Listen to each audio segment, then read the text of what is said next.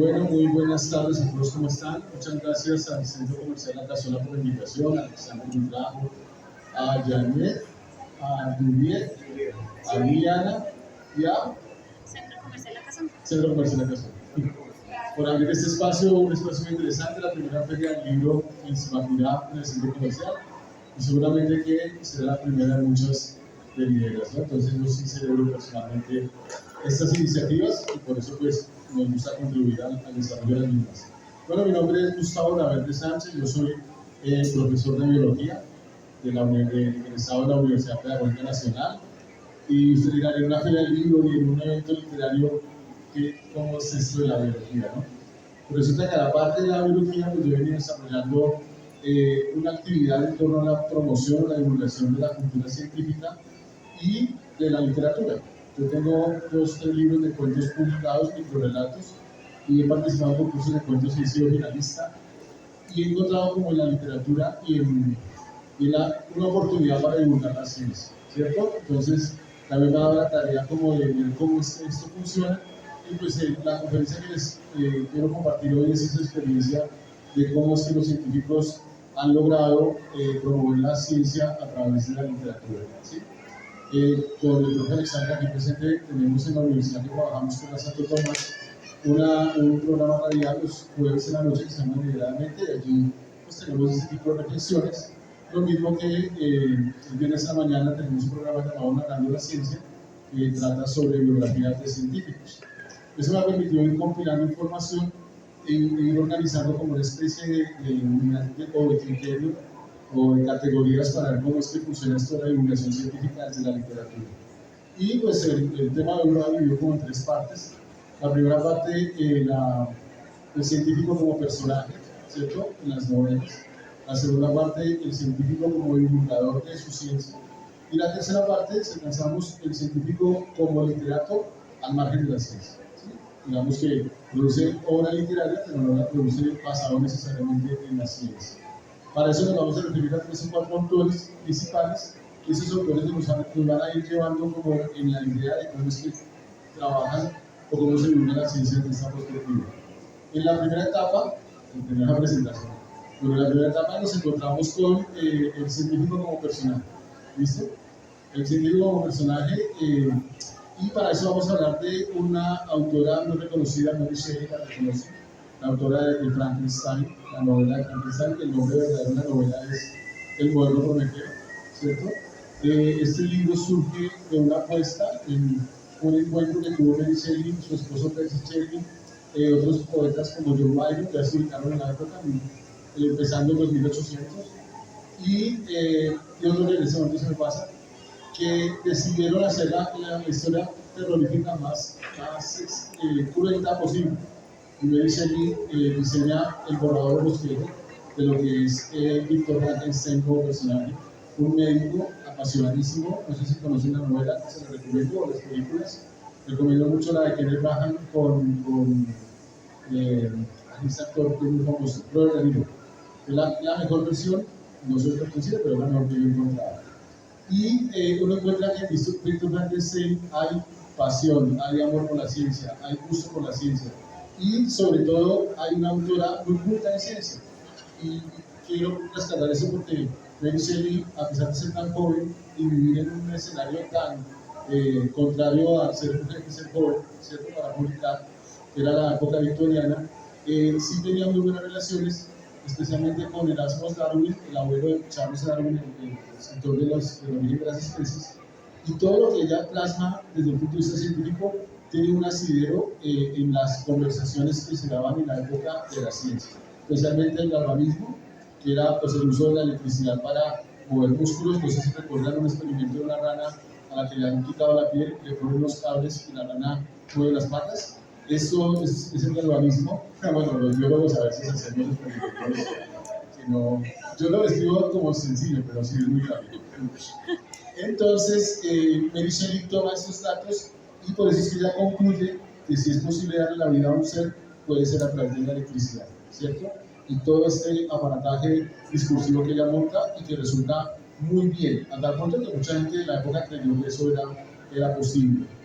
Rescato de Victor Frankenstein, el personaje, el conflicto ético, ¿no? Y creo que la novela, más allá del monstruo que sale y mata gente, es como el personaje llega un momento frente a su obra y dice, no, yo no quería hacer esto, abandona la obra y la obra que es el monstruo, pues se venga y genera pues todo lo que conocemos de Shelley y de Frankenstein. Ese científico yo lo he utilizado en clases, por ejemplo, de bioética, para poder analizar hasta dónde va eso de coger la grana sin meterles electricidad, hasta dónde uno puede llegar a hacerlo, ¿no? Hoy en día con la ingeniería genética y otro tipo de desarrollos hay que hacer ese llamado de manera permanente. ¿No? ¿Qué tanto podemos? O sea, si se puede, desde el punto de vista técnico, sí, pero más bien qué tanto debemos. El otro personaje, que es un científico personaje, es escrito por H.G. Wells, se llama el Dr. Moreau. ¿Sí? Y hay una novela que se llama La isla del Dr. Moreau, que tiene unos conflictos éticos interesantes también, pero que se deja desbordar por esa pasión científica. Tal vez conocen la novela. H.G. Wells escribió La guerra de los mundos, ciencia ficción. Y en la isla del Dr. Moreau es un señor Moreau que pretende humanizar a los animales.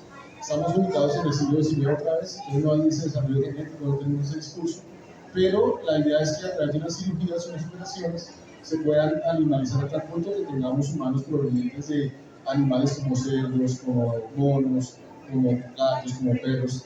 Y como no se lo dejaron hacer en ninguna sociedad científica, estamos hablando de ficción, pues se va a una isla totalmente perdida y allá él desarrolla todo ese laboratorio pues, con la ayuda de unos 2 o 3.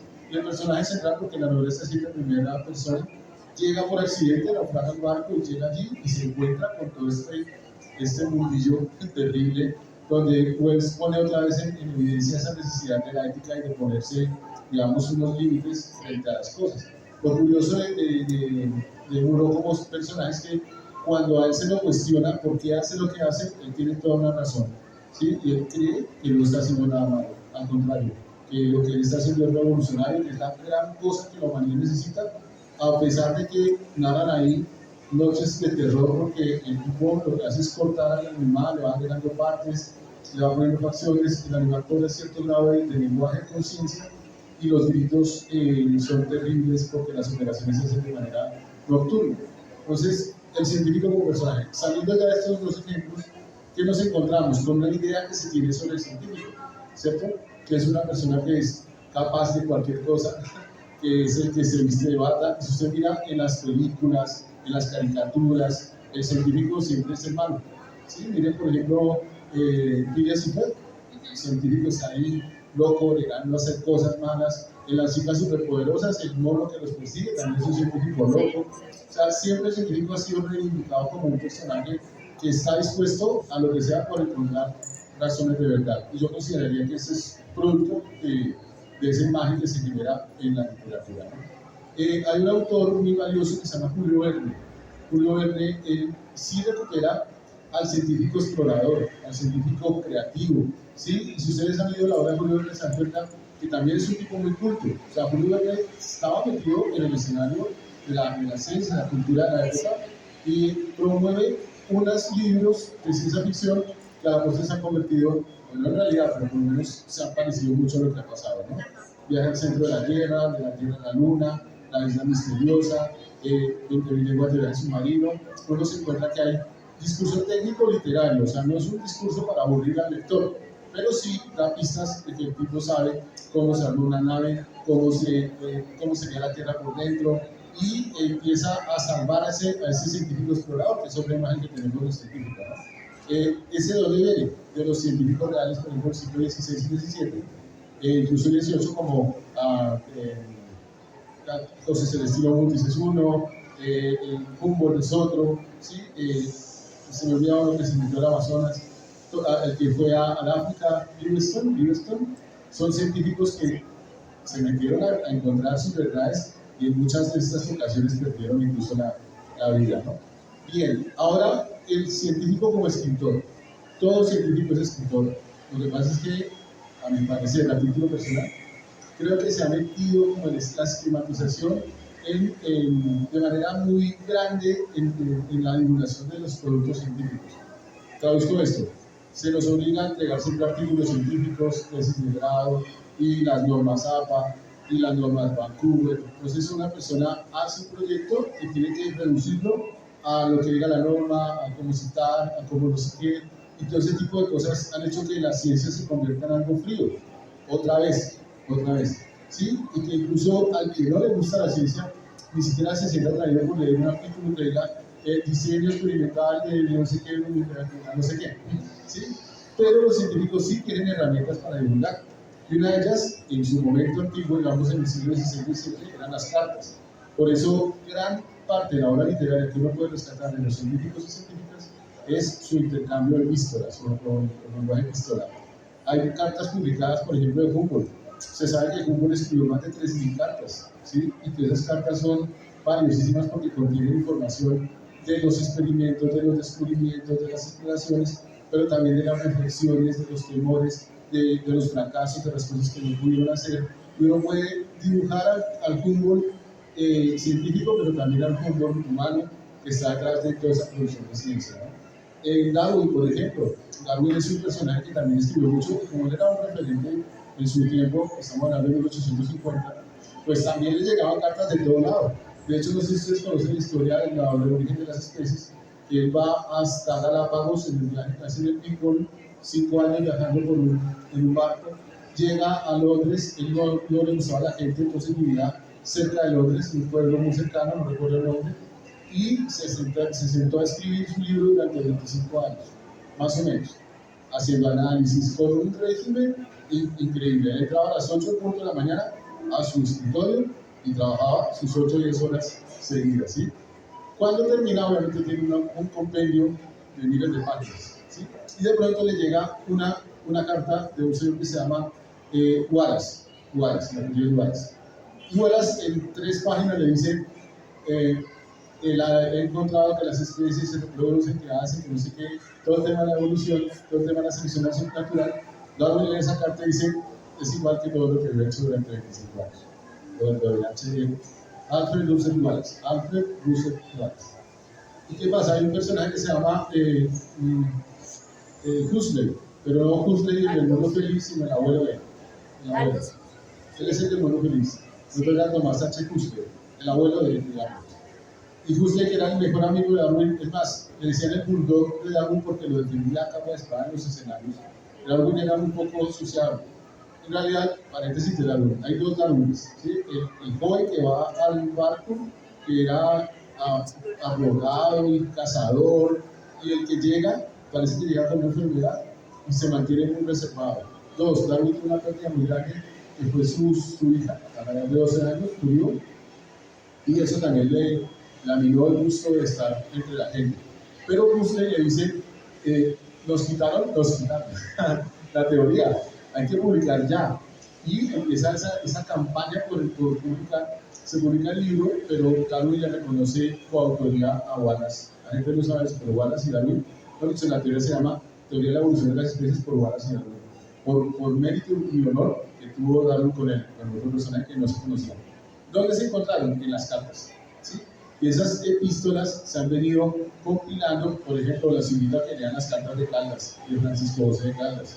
Qué personaje tan hermoso, no solamente por lo que hacía, porque Caldas era un soñador de un tipo que se metía a las montañas a medir el agua y a medir las corrientes, a todo el tema astronómico, todo el tema de las plantas, la extensión botánica, pero en sus cartas usaba un lenguaje tan elaborado propio de la época. Están publicadas. ¿Sí? Recuerdo una donde le dice a alguien, hay conflicto como entre 2 personas y él escribe, ninguna victoria compensa la paz que se ha perdido.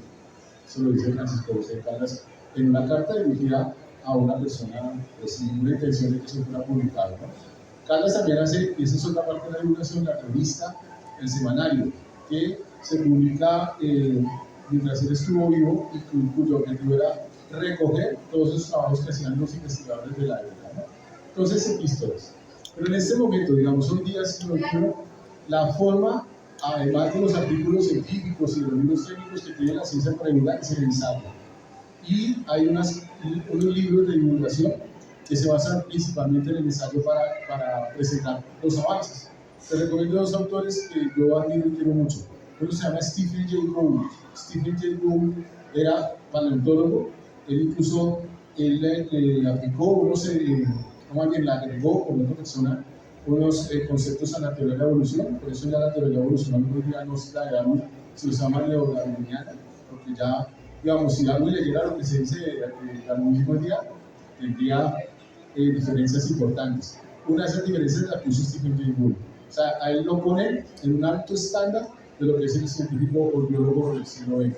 Pero él tiene la habilidad, yo los invito a que lo busquen, de hacer unos ensayos enmarcados en historias, digamos, de las acciones que hacen los científicos. Como un ejemplo, hay no recuerdo el nombre lamentablemente, pero es un señor que va a Australia y encuentra por primera vez el ornitorrinco, ¿sí? Y estamos en todo el tema de taxonomía. Ustedes saben que la taxonomía pues, es el producto de Carl Linneo. Linneo es el que hace el sistema natural, pero es un producto de la humanidad.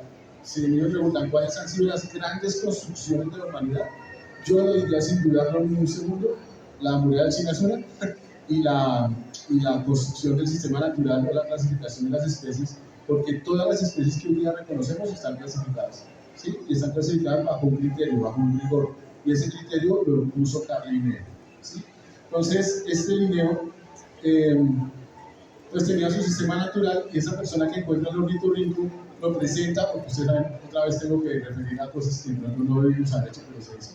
Lo cazaron, lo embalaron. Ustedes saben que la taxidermia del siglo XIX era fundamental. Ir a los lugares, cazar un ave, por ejemplo, y tenían que procesarla para poderla llevar a los museos. Hoy día hay un museo muy valioso que se llama el Smithsoniano, se encuentra en Estados Unidos, y allí están todos los tipos. Tipos son las primeras muestras del organismo que encontramos. Allá están y están casi todos en pie. Uno ve en el museo el dinosaurio, ve la foto, pero si usted abre los anaqueles, eso es un centro de cadáveres de más o menos 500 o 300 años de antigüedad. Cadáveres de todos los animales que encontramos.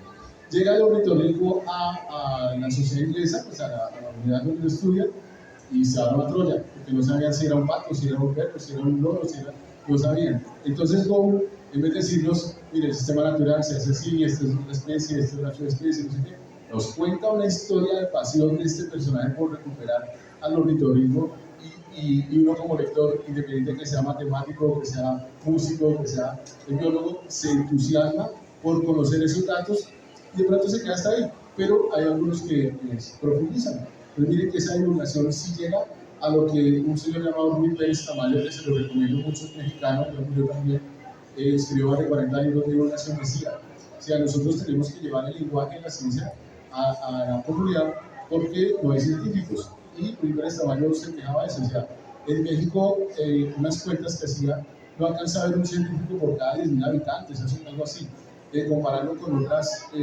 lugares, otros países. Y una de las razones era porque nos hemos acostumbrado a encumbrar el discurso de la ciencia y a que eso es una cosa de élite, y a la gente pues que está empezando que no le va a llamar la atención.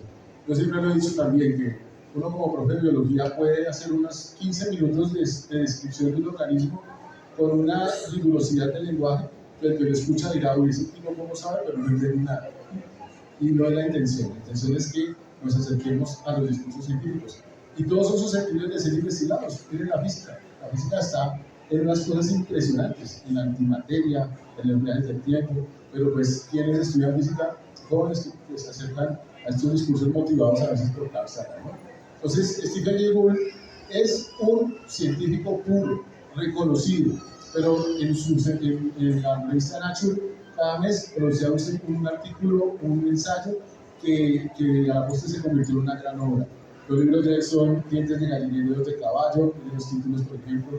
Entonces, él muestra, por ejemplo, que el dedo central del caballo se convierte en la única pieza que soporta la pata, y muestra cómo funciona eso, y datos aquí, datos allá, curiosidades acá. Entonces uno se apasiona, uno empieza a leer la primera parte y no la suelta.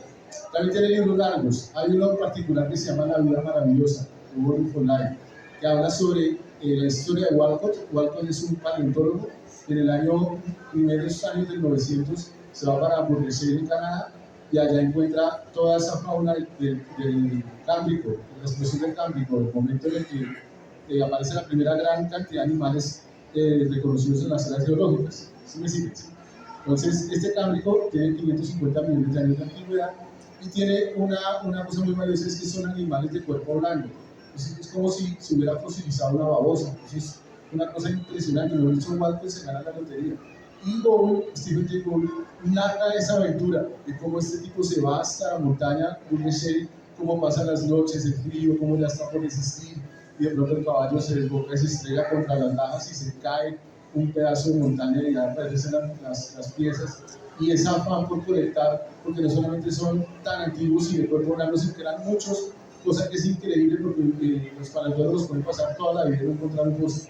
Y a veces se encuentran miles y cómo los clasifica. Bueno, es una historia que uno como que estuviera leyendo una novela, ¿sí? Y son cosas que son basadas en la realidad, pues en la realidad obviamente literaria, porque usted sabe que todo lo que escribe tiene un sesgo, ¿no? Y todo es subjetivo. Luego cuenta cómo él clasifica, y es más, a partir de ahí se genera un concepto de la biología que se llama el calzador de Walcott. El calzador de Walcott es que uno a la brava, como sea, mete en una caja lo que quiere. ¿Sí? O sea, en taxonomía, entonces me encuentro con esta flor. Y digo, esta flor tiene 1, 2, 3, 4, 5, 6 pétalos. O sea, que pertenece a un grupo que se llaman las monocotiledones. Pero resulta que no, porque tiene otro tipo de cosas. Pero yo ya me hice una idea y como sea, meto eso en esa caja y todos los taxónomos que llegan y dicen, no, pero es que, era guapo, ¿cómo lo vamos a contradecir?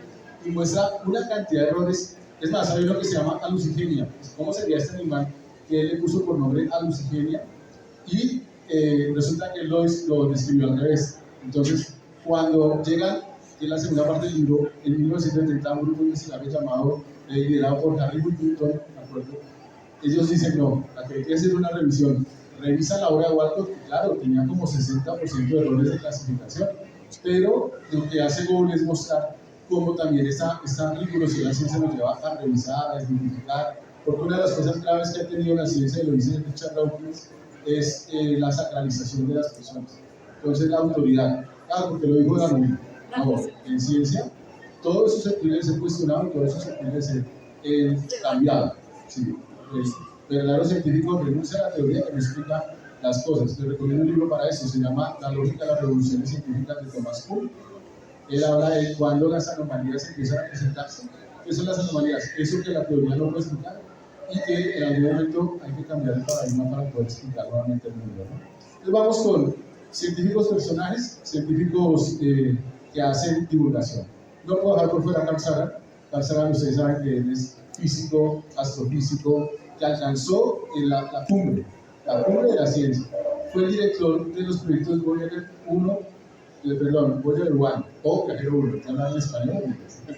Voyagers y los pioneros, los pioneers, ¿sí?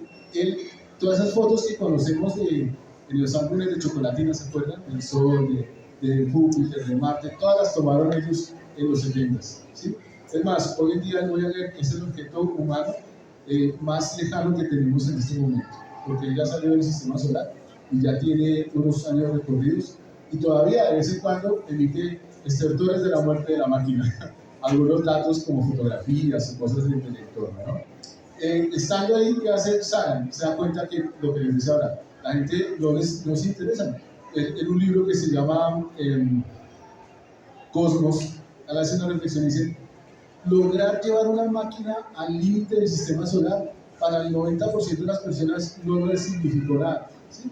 Ni siquiera una noticia, ni siquiera una curiosidad, simplemente nada. ¿Por qué? Porque eso se convirtió en algo tan secreto que a la larga pues, fue uno de los grandes logros de la humanidad, pero a nadie le interesó eso. La que usted dice que ha alcanzado el nivel más lejano, digamos, ¿qué aporte a la ciencia ha hecho? Bueno, ella fue diseñada en Voyager 1 para tomar fotografías de los planetas del sistema solar y tomó muchísimas fotos, ¿sí? Digamos que ella ya cumplió su ciclo, porque ella estaba diseñada para llegar hasta Plutón, de ahí para allá pues, pero las imágenes y toda la información que tenemos hoy día del sistema solar se la debemos hacer máquinas por la calidad de las fotografías, calidad en los 70s, sin embargo, muy buenas.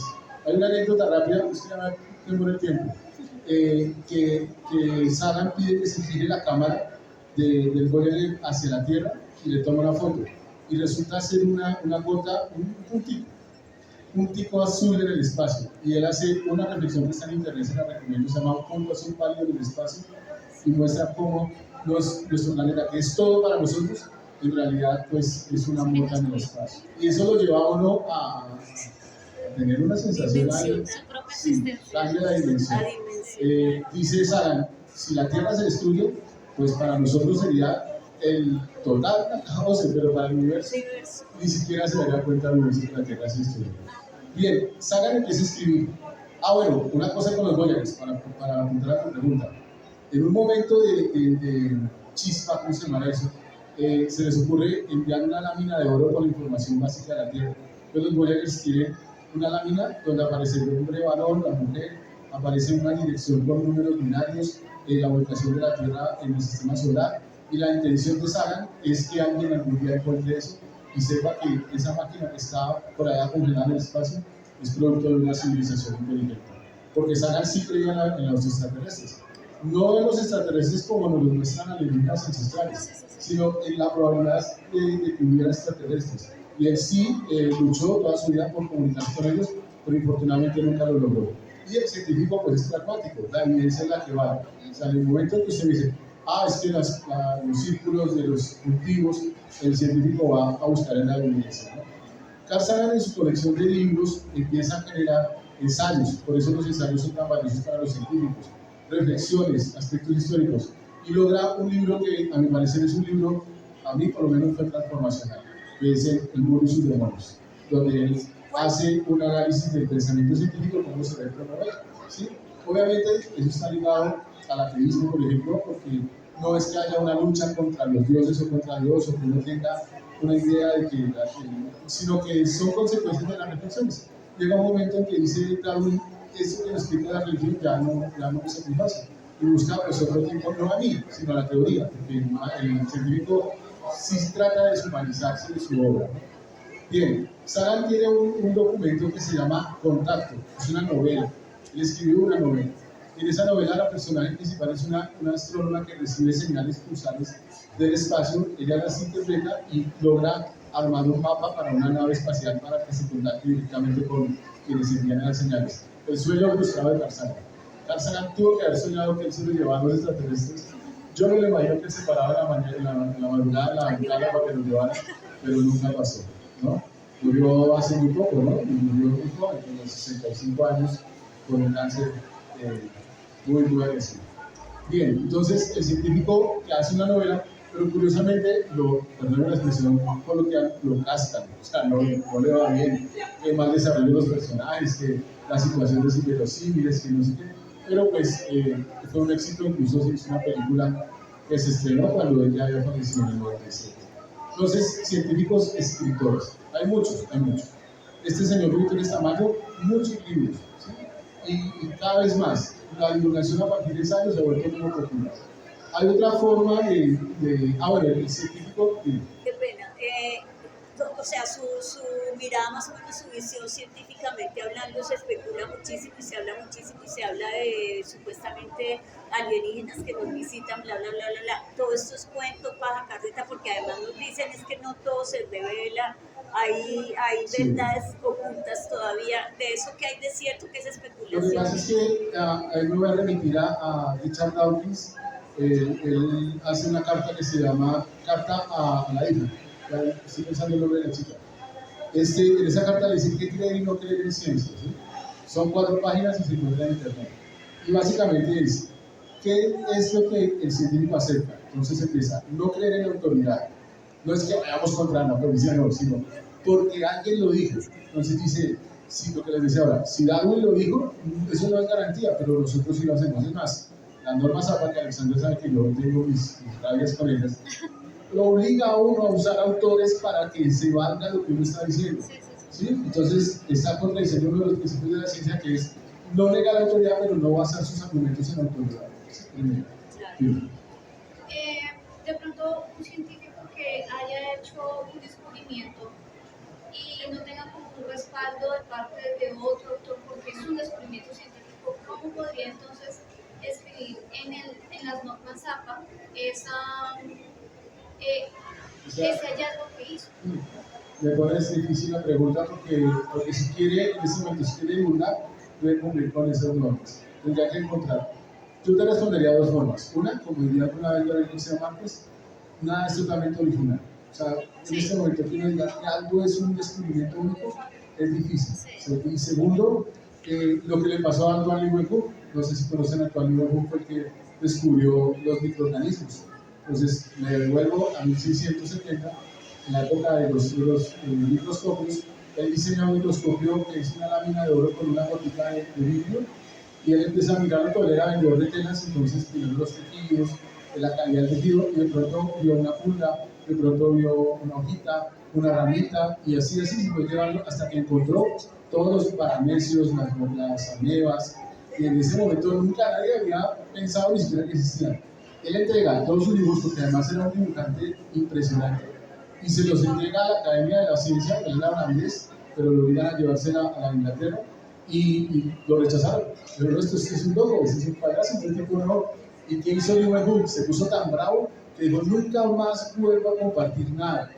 Tuvieron que esperar a que muriera para que volvieran sobre sus apuntes y volvieran sobre su invento, porque el tipo se cerró totalmente a entregar. Entonces, pues con esto como te pregunté, volviendo a la otra, no, yo tengo esa habilidad. Sí, bueno, si no, yo me encargo de eso. Sistémico.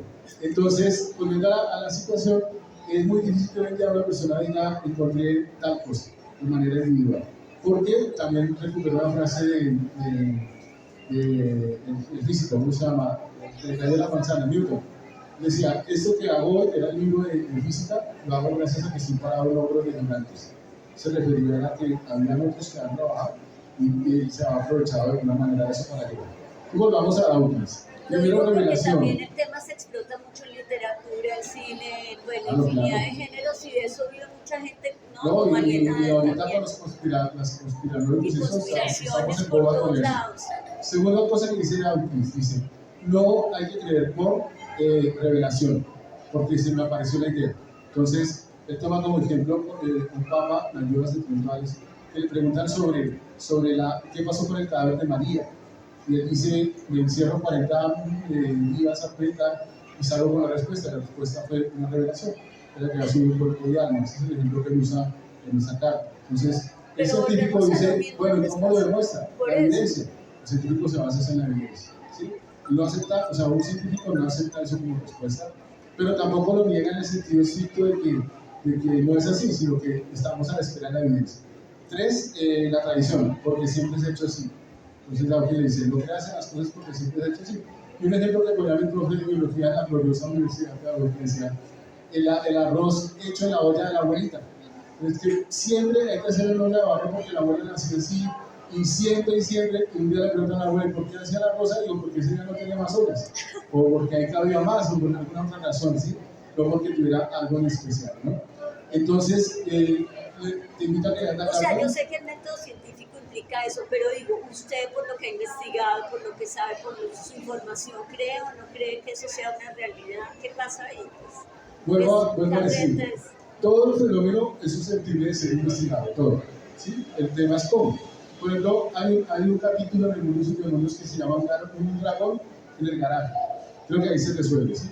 El dragón en el garaje es un señor, le dice a Sagan o a un personaje, le dice, tengo un dragón en mi garaje. ¿Qué hace el cientificista? Dice, no, imposible, los dragones no existen, no sé qué. ¿Qué hace el científico? Dice, vamos a verlo. ¿Sí? O sea, vamos a buscar la evidencia. Cuando abre el garaje no está el dragón. Le dice el científico, ¿dónde está? Le dice el otro, es que es invisible. Y vuelve y dice Sagan, entonces ya uno dice, no, pero no. El científico busca cómo, entonces dice, pues debe tener corporeidad, reguemos talco en el piso y miremos las huellas que él ve. No, es que no tiene cuerpo, entonces miremos con una cámara de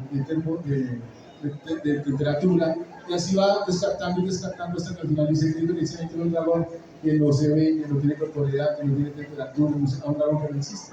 Pero eso quiere decir que el científico sí lo buscó, tanto así que se invierten millones de dólares en buscar vida extraterrestre, ¿sí? Pero no se confiere, digamos, verdad a un tipo que el año pasado dijo que había encontrado los extraterrestres en México, el científico, pero los extraterrestres sí fueron ubicados en Perú, y le hicieron todo un despliegue publicitario y al final se dio cuenta que eran unas marionetas, ¿sí? Entonces, ese es el valor de la ciencia.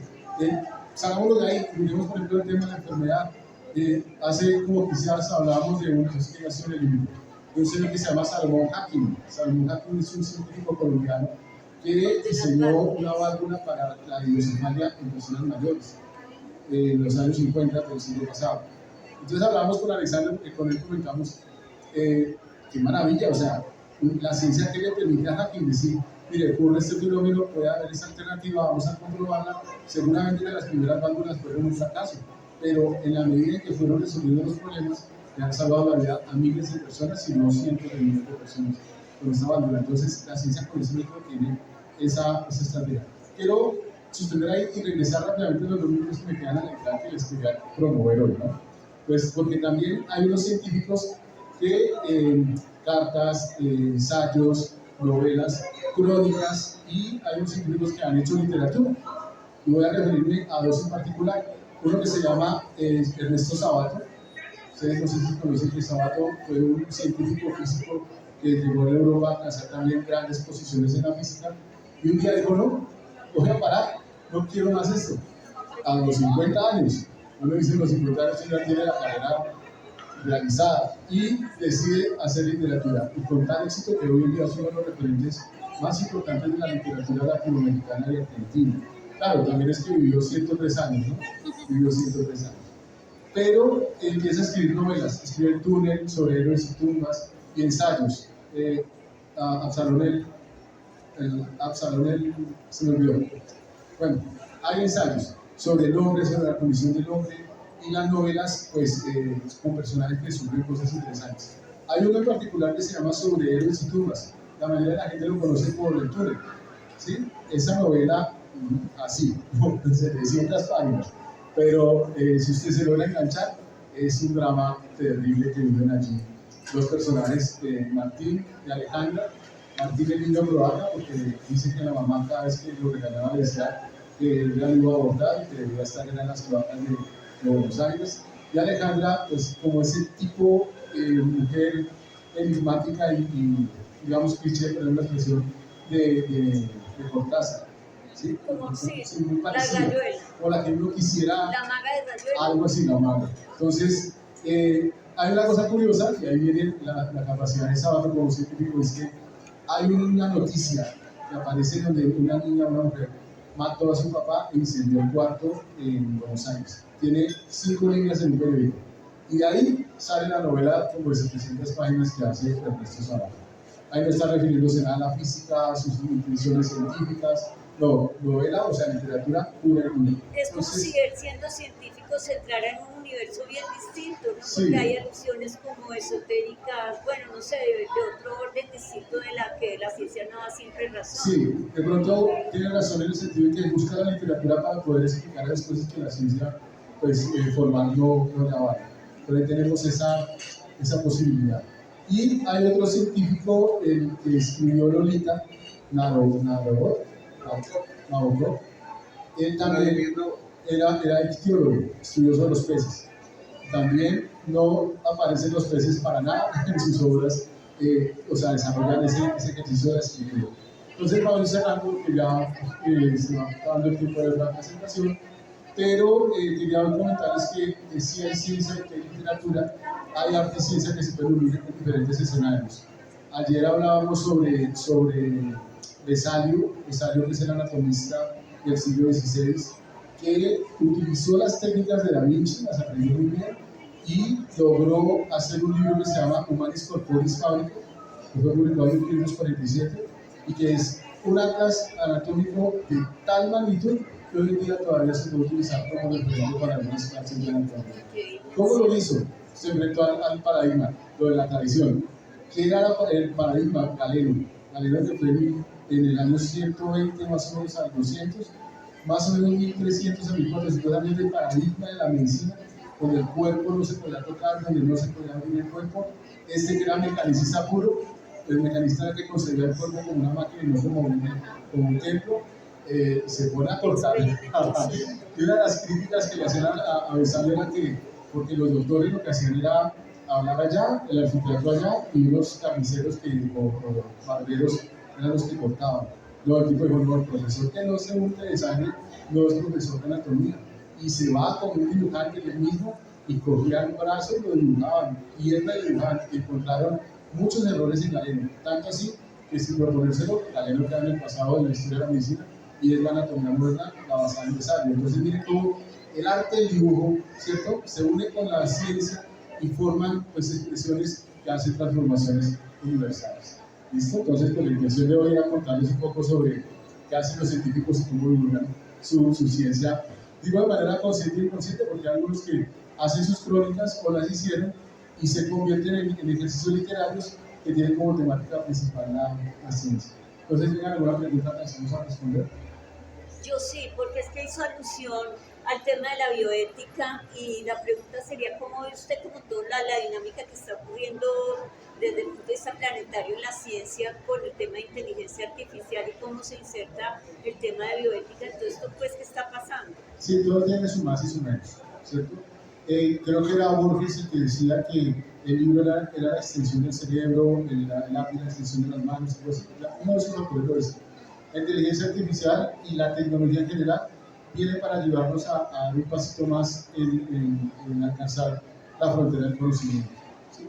Por ejemplo, una persona que pueda viajar a la velocidad del sonido para llegar más rápido a un planeta, por ejemplo, a la velocidad de la luz, pero con un sonido, seguramente que tendrá ventajas sobre Galileo, que solamente podía ver el planeta con sus ojos. Ustedes saben que Galileo él describió a Venus como la segunda Tierra, porque él la veía azul y decía, Venus tiene que ser un paraíso habitable. Cuando llegamos con Sagan a Venus, nos damos cuenta que es un mar de amoníaco y una temperatura de 450 grados y todos los volcanes activos. Entonces, miren la diferencia entre el uno y el otro. Ambos tienen el don, el saber, la disciplina, pero el recurso, la tecnología diferente. Entonces, para eso se hace la tecnología, para ampliar. ¿Qué pasa? Que afortunadamente nosotros le damos un uso distinto. ¿Sí? Muchas personas han aprendido inglés usando el celular. Muchas personas de pronto han invertido su tiempo en páginas, en cosas interesantes. Otros nos la pasamos jugando Candy Crush. Un día, y no le estoy haciendo publicidad a Candy Crush, ¿no? Entonces ya les decía a los estudiantes de pedagogía, les decía, ¿en qué nivel de Candy Crush va? ¿Cuál es el tablero en el que va? Entonces me dijo, voy en el 2750. ¿Cuánto tiempo le ha invertido usted a eso? A jugar a tal punto que vale el 2000, no sé qué. Son tiempo hormiga, o sea, usted no se da cuenta, pero son horas y horas que uno le gasta en el bus, en la casa, de pronto hasta interactuar con el otro. Vaya al almuerzo, entonces todo el mundo con el Candy Crush. ¿Sí? Mira que la tecnología se convierte entonces en un escenario de mala utilización, pero es una oportunidad. Pues ahí viene la ética, responde su decía. Viene la ética o la bioética, ¿hasta dónde va a utilizar la tecnología? La inteligencia artificial. No, pero la puede regular o priman otro tipo de intereses que impiden que eso también tenga una normatividad. Es que ahí entra la sociedad. Claro, la inteligencia artificial se tendrá que regular, pero siempre habrán doctores muro que se escondan por allá en las islas y hagan cosas que uno no se imagina, ¿no? En la ingeniería genética está pasando. Siempre ha sido así. Bueno, tengo que cortar, empezamos un poquito tarde, pero les agradezco mucho su presencia y yo me voy muy feliz. Yo cada vez que tengo la oportunidad de contar estas historias, a mí me gusta. Y felicito mucho a la Casona y a Sentacuidad por estar impulsando estos espacios. Mi nombre es Gustavo, yo soy Gustavo Laverde Sánchez. Tengo un canal en YouTube que se llama Leer la Biología. Leer la Biología. Ahí, ¿qué hago? Hago reseñas de libros de ciencias, como los que estamos tratando de mostrar.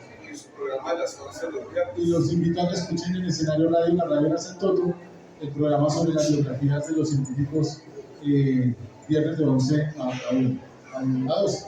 Ahí estamos hablando de estas historias. ¿El canal de YouTube nuevamente? Leer la Biología se llama.